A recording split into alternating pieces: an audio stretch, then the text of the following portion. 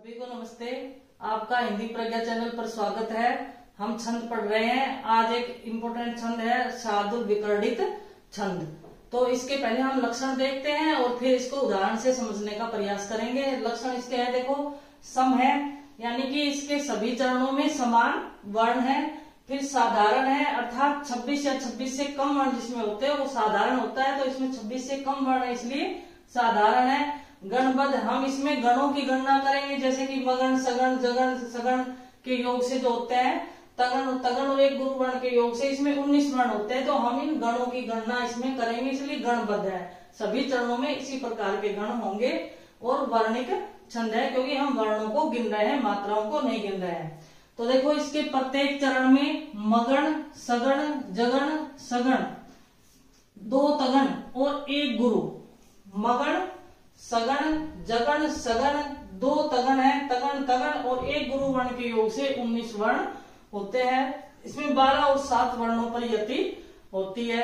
अब देखो इसका एक ट्रिक से याद करेंगे क्योंकि ऐसे तो ध्यान नहीं पड़ेगा ना। मगण, सगण, जगण, सगण, 2 तगण और 1 गुरु वर्ण है। तो ये देखो आराम एम एस जा सतत गा, ये इसकी एक ट्रिक है।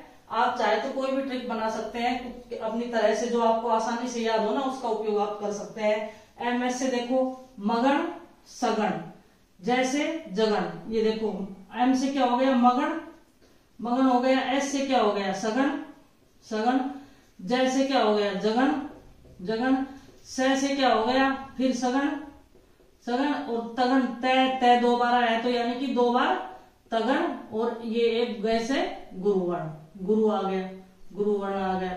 ठीक है ना, तो ये आसानी से आपको याद हो सकती है। एम एस जा सतत गा शार्दूल विकर्णित, ये आप याद रखें। अब हम इसका उदाहरण से इसको समझने का प्रयास करेंगे, लेकिन आप इसके लक्षण अच्छे से याद रखें कि लक्षण क्या है इसके, कि सम है, साधारण है, गणबद्ध है, वर्णिक है। मगण, सगण, जगण, सगण, 2 तगण और 1 गुरु वर्ण के योग से 19 वर्ण इसमें होते हैं। 12 और 7 वर्णों पर यति होती है। ये याद करने के लिए ट्रिक ये याद कर ले कि एम एस जा सतत गा शार्दूल विकर्णित, 2-4 बार जब आप बोलोगे तो वो अच्छे से याद हो जाएगी। एम एस जा सतत गा शार्दूल विकर्णित। अब इसका उदाहरण देखते हैं शार्दूल विकर्णित छंद का उदाहरण। अब देखो हमारा सूत्र क्या है, एम एस जा सतत गा शार्दूल विकर्णित, यानी कि हमें क्या चाहिए, देखो मगण, मगण, सगण, जगण, सगण, तगण, तगण और गुरु, गुरु वर्ण चाहिए।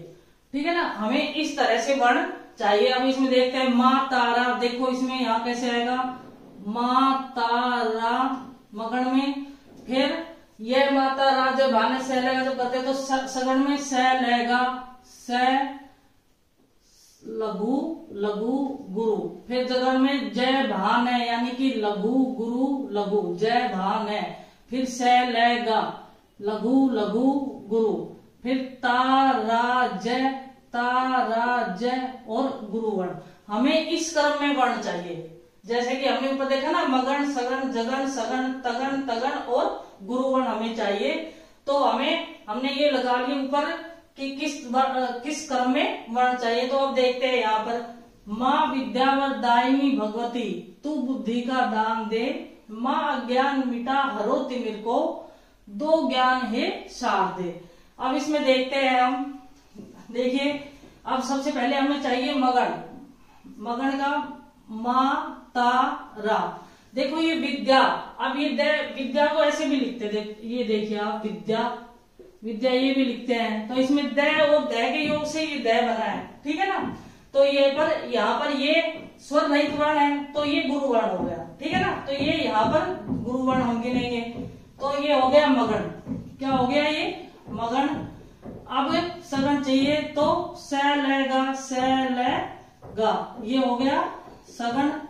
फिर जगण जय भान है, जय भान है, ये क्या हो गया जगण हो गया, जगन। फिर स लेगा, स लेगा, ये सगन फिर हो गया सगन।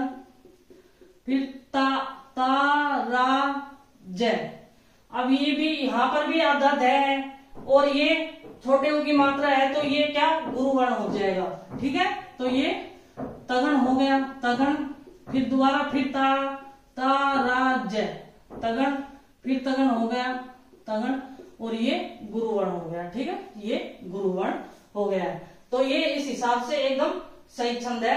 इस आप अगली लाइन देखते हैं, माँ ज्ञान मिटा हरो तिमिर को, दो ज्ञान है शारदे। अब यहां पर भी देखते हैं, पहले हमें मगन चाहिए, तो ये देखो गुरु गुरु गुरु। अब ज्ञान, ये ग शब्द भी संयुक्त स्वर है, आपको पता है, और जय और यह के योग से बना है अज्ञान, तो यहाँ पर ये गुरुवर्ण हो जाएगा। ठीक है ना, जय और यह के योग से ग बना है तो ये गुरु स्वर हो जाएगा, ये ध्यान रखें। तो ये हो गया मगन। क्या हो गया? मगन। फिर क्या चाहिए? सगन, स ले गा, ये यहां आ गया सगन, सगन। फिर जगन, जय भा ने, ये यहाँ जगन आ गया। फिर स ले गा, फिर सगन चाहिए हमें, ये सगन हो गया। फिर ता रा ज, ये तगन हो गया। फिर ता रा ज, ये तगन हो गया, और ये गुरुवर्ण, ये गुरुवर्ण हो गया। ठीक है ना, ये तगन है, ये तगन है, और ये सगन है, और ये जगन है। ठीक है ना, तो ये इस हिसाब से ही ये आ गए, यानी कि इसमें मगन, सगन, जगन, सगन, दो तगन और गुरु वर्ण के योग से शार्दूल विकर्णित छंद बनता है। इसमें जो वर्ण है उनका क्रम बिल्कुल सही है। फिर हमने एक और पढ़ा था कि 12 और 7 पर यति होती है, तो 12 और 7 पर यति हम गिन लेते हैं। यहाँ तो देखो 1 2 3 4 5 6 7 8 9 10 11 12, देखो ये यति का निशान लगा रखा, सारा एकदम इकट्ठा सा हो गया है, पता नहीं आपको समझ में आ रहा है कि नहीं। तो ये यति का निशान लगा रखा है 12 और 7 पर, 1 2 3 4 5 6 7। तो इस तरह से 12 और 7 के योग से कितने वर्ण हो गए? 19 वर्ण हो जाते हैं। यहाँ पर भी देखिए 1 2 3 4 5 6 7 8 9 10 11 12, और ये यति है।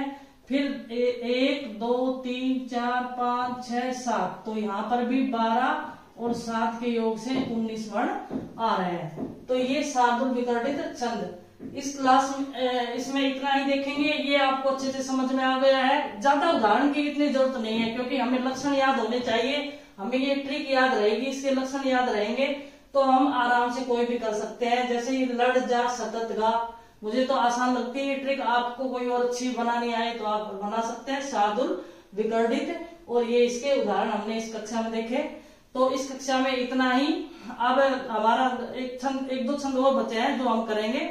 सभी को धन्यवाद। समझ में आया होगा, नहीं समझ में आया तो आप मुझे पूछ सकते हैं, कमेंट्स करके भी पूछ सकते हैं, फोन करके भी पूछ सकते हो। धन्यवाद सभी का।